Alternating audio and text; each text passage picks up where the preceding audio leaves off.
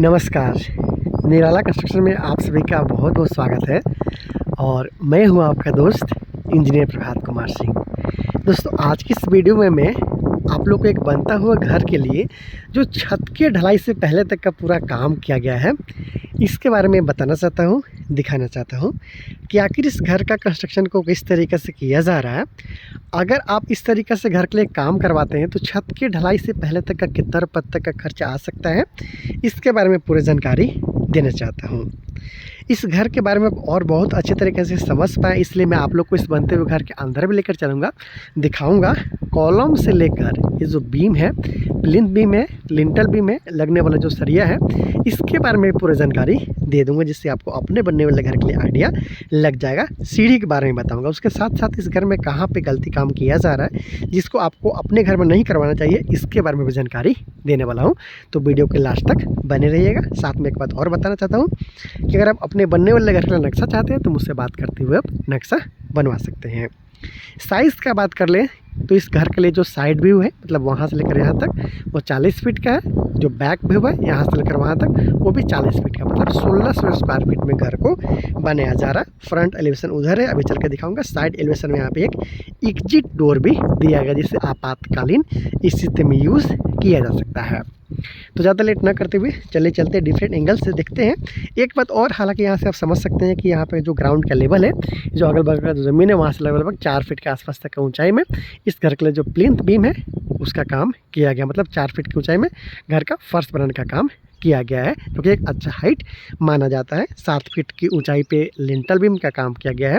10.5 feet की ऊंचाई में घर का छत का ढलाई का काम किया जाने वाला है। घर का फर्श से आप देख सकते हैं बॉक्स डिजाइन के साथ में विंडो का काम किया जा रहा है। तो चलिए डिफरेंट एंगल से चलते हैं घर के अंदर, और टॉप भी दिखाऊंगा, ऊपर से भी दिखाऊंगा कि किस पैटर्न पे घर को बनाया जा रहा है। चलिए चलते हैं, डिफरेंट एंगल से देखते हैं। तो देखिए दोस्तों, ये इस घर का मेन एंट्रेंस और ये साइड व्यू था, और यहाँ पे देख पा रहे तो सीढ़ी के नीचे से इस घर के लिए मेन एंट्रेंस का जो गेट है वो रहने वाला है। जो एंट्रेंस गेट रहेगा वो सीढ़ी के नीचे से रहेगा। अभी आपको दिखा देता हूँ। ये देखिए सीढ़ी का लैंडिंग है वो बाहर की तरफ निकला हुआ है। ये आपका मेन गेट हो गया। इधर आपको मिल गया एक छोटा सा दुकान, यहाँ पे मिल गया घर के लिए पूजा रूम, इधर मिल गया इस घर के लिए पहला रूम। तो चलिए आपको दिखाता हूँ घर के अंदर कि आखिर किस तरीके से काम किया जा रहा है।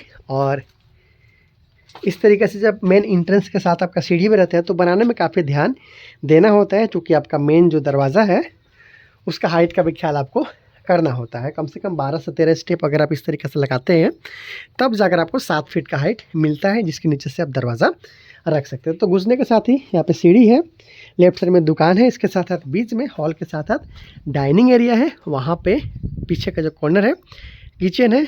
यहाँ पे इस घर के लिए स्टोर रूम है, पहला रूम, दूसरा रूम, राइट साइड में कॉमन टॉयलेट और बाथरूम। इसके जस्ट बगल में ये एग्जिट डोर आपने देखा था, यहाँ से देख लीजिए, आपको शायद और ठीक ढंग से समझ में आ जाएगा। ये एग्जिट डोर हो गया साइड की तरफ, कॉमन टॉयलेट बाथरूम, ये इस घर के लिए तीसरा रूम, और यहाँ पे हो गया ये सीढ़ी। चलिए मैं आपको ऊपर चल के दिखा देता हूँ कि किस पैटर्न पे इस घर को बनाया जा रहा है, और अच्छी तरीके से आप समझ पाएंगे। हालांकि कॉलम और बीम का अगर साइज़ के बारे में बात कर ले तो 16 mm का 4 सरिया के साथ में कॉलम का काम किया गया है। आप देख पा रहे हैं बीम, आप देख पा रहे हैं यहाँ पे 9 इंच में 9 इंच के बीम है, जहाँ पे 12 mm का सरिया का इस्तेमाल किया गया है।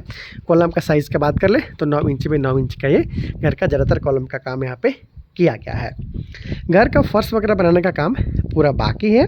अंदर का जो दीवार है वो ज़्यादातर जो पार्टीशन वाला है वो 5 इंची के साथ में है, और जो बाहर का दीवार है वो 10 इंची के साथ में यहाँ पे रखा गया है। घर का फर्श वगैरह में मिट्टी का जो फिलिंग का काम किया जाता है, बैक फिलिंग का काम किया जाता है, वहाँ तक यहाँ पे कंप्लीट किया गया है। तो इस तरीके से लिंटल लेवल तक का बीच में जुड़ाई किया गया। बाहरी जो दीवार है 10 इंची का, उसको कंप्लीट यहाँ पे कर लिया गया है। और इसके साथ साथ ये सीढ़ी का हमारा लैंडिंग हो गया। और ये जो बीम है, ये बहुत कम वीडियो में बताता हूँ कि देखिए जो बीम का काम किया गया है, इसका जो मोटाई रहता है कम से कम 4.5 इंच आपको रखना चाहिए, ताकि आने वाला दिन में आपको दिक्कत ना हो। 4.5 फीट का भी चौड़ा आपका अगर कहीं पे दरवाज़ा आता है तो आपको किसी भी तरह का कोई दिक्कत नहीं होता है, बशर्ते आपको 4.5 इंच मोटा यहाँ पे जो बीम का काम आप देख पा रहे, इस तरीके से बीम का काम आपको करवाना चाहिए। और इसमें 10 mm का सरिया का इस्तेमाल किया गया है, आप यहाँ पे देख पा रहे। तो इस तरीके से ये जो घर है इसका काम किया जा रहा है। ये देखिए कुछ इस तरीक़े से छत के ढलाई से पहले तक का जो जोड़ाई का काम है यहाँ पे कंप्लीट कर लिया गया है। पैटर्न एक बार फिर से समझ लीजिए। यहाँ से इसका मेन एंट्रेंस है सीढ़ी के साथ में। जैसे ही आप घर में एंटर करते हो, बीच में हॉल के साथ था डाइनिंग एरिया, वहाँ पे आपको मिल गया किचन, यहाँ पे मिल गया आपको स्टोर रूम, पहला रूम, दूसरा रूम, कॉमन टॉयलेट बाथरूम, उसके जस्ट बगल में एग्जिट डोर।